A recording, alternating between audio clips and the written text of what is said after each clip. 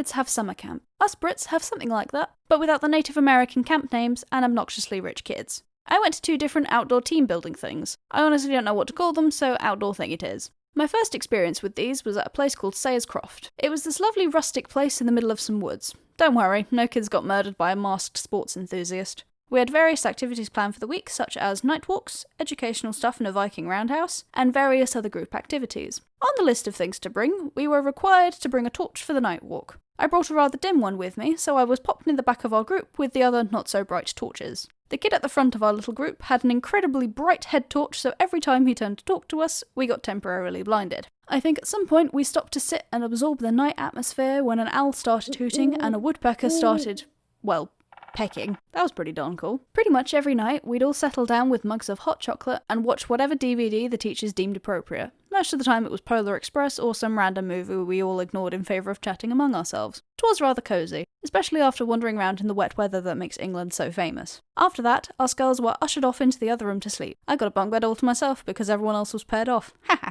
I didn't have to fight anyone for the glory that is the top bunk. That feeling, I tell you, it's magnificent. Lights off, a chorus of good night, good night, good night, and then silence for about 10 seconds before giggling broke out. You know that all-important #relatable thing where you're sleeping in a large quiet room with other kids and the epic silence absolutely commands you all to giggle? I really hope that's not just me. Speaking of relatable things, the teachers gave us pocket money. It was only £1 a day, or $1 for my American viewers if there are any, but still, that could buy you at least a few things from the vending machine. Honestly, who can really resist the call of chocolate? My tiny brain also bought a little plushy squirrel for George, my brother. But then, I saw them. I had to have them.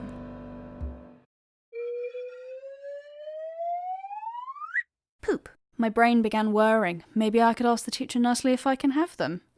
Maybe not. Try and swipe some from a friend? No, that's a bad thing. Don't do that. Naughty. Maybe we'll get extra money on the last day. I can only hope. We got an extra £1 on the last day, so I had enough for the binoculars, which I still have to this day. My second outdoorsy adventure was in Year 6 at a place called Adventure International in Cornwall, but for short I'll be referring to it as Bude. Bude was a more modern building based near the beach and hosted school trips from all sorts of places. We went as a reward for finishing our SATs and a last hurrah before we were all off to high school the following September. The room arrangements were a little different to Sayers Croft. Bude's building felt more like a hotel, so instead of several dozen kids per room, it was about 5 people per room. And yet again, I got a bunk bed all to myself.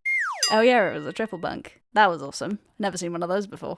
3 of the other girls in my room shared the other triple, while the 4th girl had a single to herself. I was fairly close friends with all the 4, so we played many a game of MASH before bed and chatted with the girls in the room next door down our little shared bathroom hallway. Bude's massive campus included activities such as crabbing down by the shore, artificial caving down the road, mountain biking, morning runs along the shore, surfing, obstacle courses on the AstroTurf, and deceptively wet slides. We were put into teams and placed with one of the volunteers at Bude. This was my team, all fake names of course. At the end of the week we won the Super Team Award and got medals because we were super cool. One of the activities we did has stuck with me for years, not because it helped develop friendships and woo teamwork, but because it scared the absolute crap out of me. Allow me to set the scene. On our last day we were all preparing for one last activity with this wooden obstacle course high ropes thing we'd seen the other school groups play on and were hyped to try it ourselves. There were platforms and climbing ropes and all sorts of rope ladders. They sat us all down and asked for 4 volunteers. I thought, I'm never picked for these things, might as well. Lo and behold, I'm picked along with 3 of my friends. Erin, Sasha, and Jim. We're hooked up to harnesses and ropes and are told to climb up a ladder to a small 3-foot platform one by one. Sasha went first, followed by myself, then Erin. What the volunteers neglected to tell us was that the platform wobbles a whole lot when someone's climbing up the ladder. With each person, the room to regain balance shrank. When Erin was climbing up the ladder, Sasha and I were clinging onto each other for dear life, shaking like little jellies. We pull Erin into our huddle and began majorly panicking when Jim starts climbing. The volunteer helping us up starts shaking the pole holding up the platform to evoke more screams of terror he finds absolutely hilarious.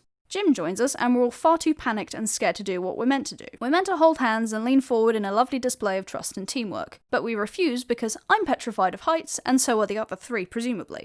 We're screaming bloody murder and the volunteer trying to demonstrate this cool trust thing with us calls it off and shouts for Erin to shove us all off. Bear in mind, we're all still attached to ropes and harnesses, which we've definitely forgotten about. Erin, just push them off. Erin, no, don't push us off. No!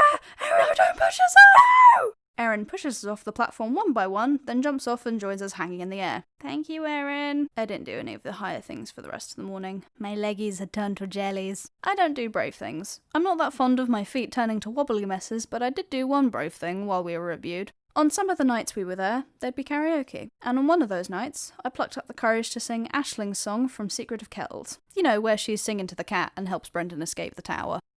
Pangerbone, pangerbone, Niels se og sjå, jo,